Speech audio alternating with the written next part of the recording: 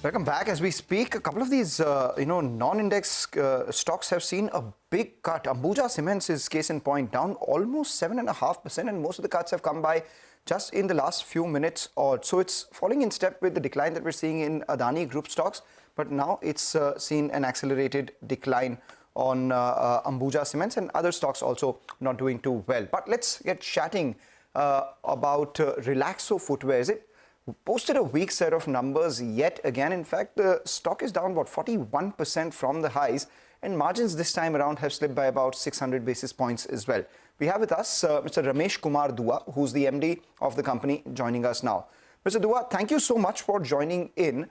Time and again, you've said the environment is extremely challenging. You've been sitting on high-cost inventory, which will completely go out in the third quarter. Let's talk about the future now. Is the worst of margins behind you? And at the same time, are you seeing some green shoots in demand? Because all the other FMCG companies are saying that maybe December onwards, things looked much better. Yeah, I will call it the worst is behind, because the high cost inventory which we are having, most of the inventory we have liquidated. Even with our wholesale channel, their inventory is low, so demand is coming to us, and because of high cost inventory getting diluted, so our bottom line will also improve and our overall things will also improve. Although market environment remains quite challenging, competitive, and inflationary pressure our mass segment is facing. Okay. Mr. Dua, in Q2, you had corrected your prices by around 15 to 20%. Is that showing now in terms of incremental demand because your products are cheaper? And do you think that you have to take further cuts? No further cut required. Our prices are now very competitive and demand is coming to us and things are improving. Okay.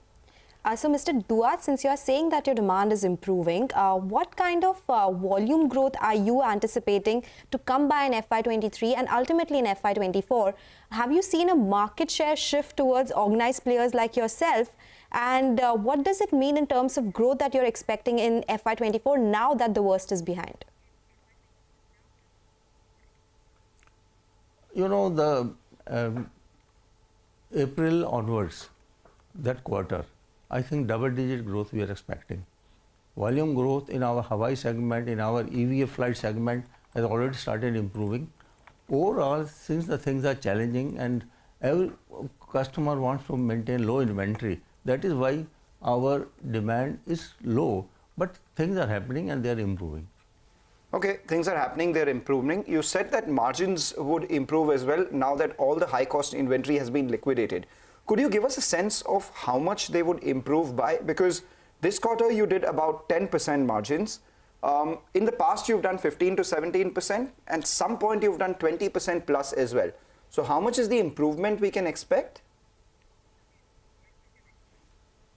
I think 3 to 4%, maybe around 14% EBITDA we should expect. This is in the fourth quarter? In the coming time. Okay. Can you guide us? Fourth also, yeah, things will improve. Sure.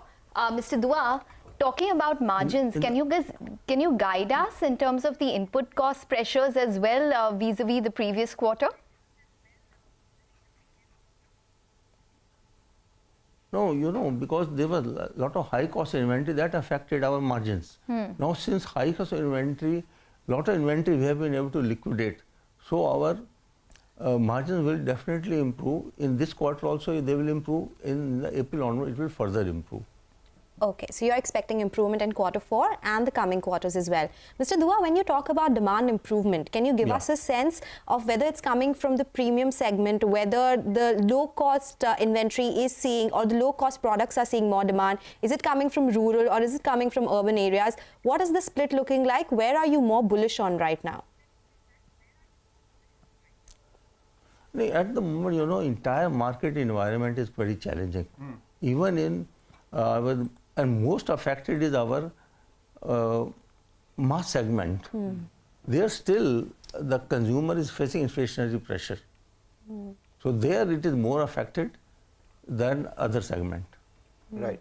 You know, Mr. Dua, apart from high valuations and weak performance, one of the other reasons why the stock price also underperformed is one of your key investors, Marcellus, one of the holders, actually liquidated their entire holding of Relaxo Footwears. Just wanted to understand if you had a conversation with Saurabh Mukherjee, what was the rationale behind him selling it, and are you all in talks? I mean, since things will improve, will they re-enter?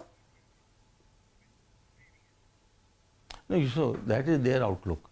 It is how they look at it, the things.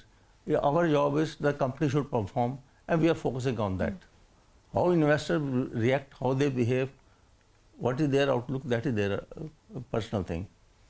But from your end, you believe that the worst is behind, and from here on, double-digit growth and further improvement of 300, 400 basis points in the margins is something that you're extremely confident of, right? Yeah, exactly. Okay. Sir, you're doubling capacity in your sportswear segment as well. Can you just tell us what the demand is looking like there, growth rate is looking like there, considering that you are increasing capacity? You know, capacity has to always increase ahead of curve. So we are increasing the capacity. So next year, because demand of all this sneaker element category is improving, so we are getting ready for that. So the results of those things we will see in the coming year, next year. Okay, so what is the kind of investment you're making here? You must have assessed the market. You're talking about demand coming in from the sneaker market. What kind of potential market size are you looking at and your market share there?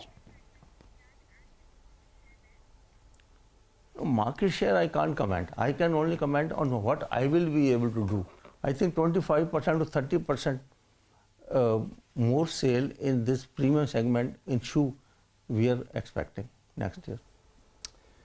All right, Mr. Dua, thank you so much for joining in and giving us your outlook. While the demand is still challenging, you are seeing some sort of green shoots, but you have been confident in saying that the worst is behind the company. Let's see whether investors return, and before that, whether the numbers improve or not. For now, Relaxo Footwear at the low point of trade. We will keep chatting with you through the quarters. With that, it's time to take a short